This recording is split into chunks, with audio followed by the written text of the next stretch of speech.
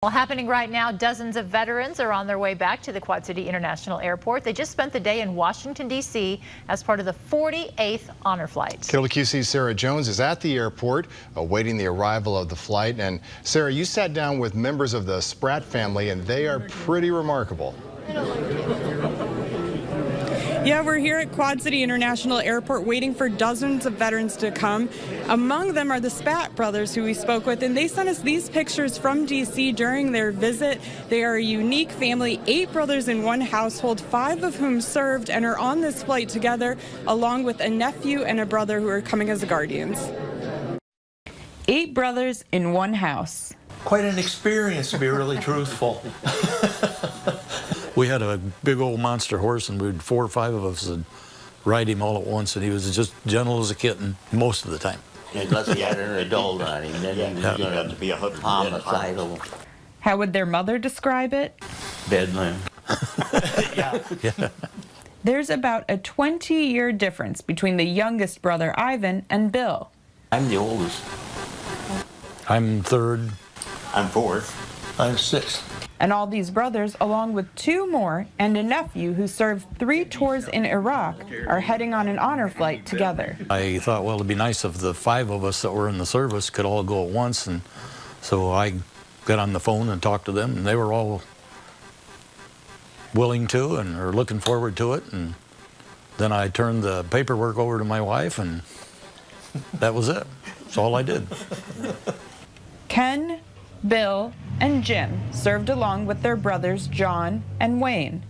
Russ says he's excited to accompany his brothers who served as their guardian. I think I'd probably do anything for my brothers. I'm pretty proud of all of them. That's the 5 of us that was in the service then. Well, John was a baby then. Collectively, among the 5 Spratt brothers who served, there's a little over 11 years of service.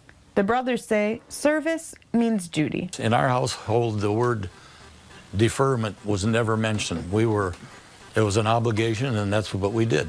And that it's no different for Wayne's son Brad, who served in Desert Storm and is a guardian on the honor flight.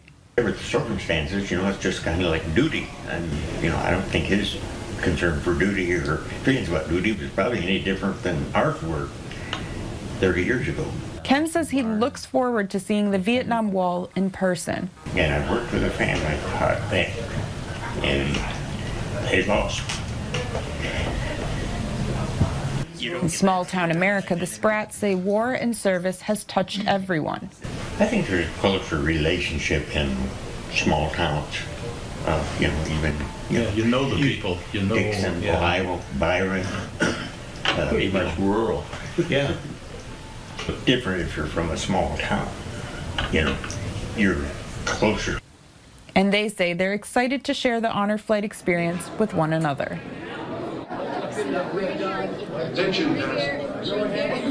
And we're here at Quad City International Airport waiting for all the veterans to arrive. With me is Mary Spratt, Jim's wife. And Mary, I understand you handled all the paperwork, as Jim told us, to get this organized. No, pretty much, Sarah. But the guys were really cooperative, and I sent them the forms, and they'd fill them out and get them right back to me. So they were all really excited about getting to do this. And how do you feel about all these brothers and the nephew experiencing this all together? I think it's wonderful, and I think they will have a lot of stories to tell about the day. So we thank you for featuring us. Oh, thank you for your time. And the Spratt brothers told us when we asked them how do they feel about this coming when they come home, and they said ask us when we get here. So hopefully we'll hear from them later on. All right, thanks, Sarah. And we will be checking in on their arrival, and we do hope to catch them when they arrive. Coming up at 10, a new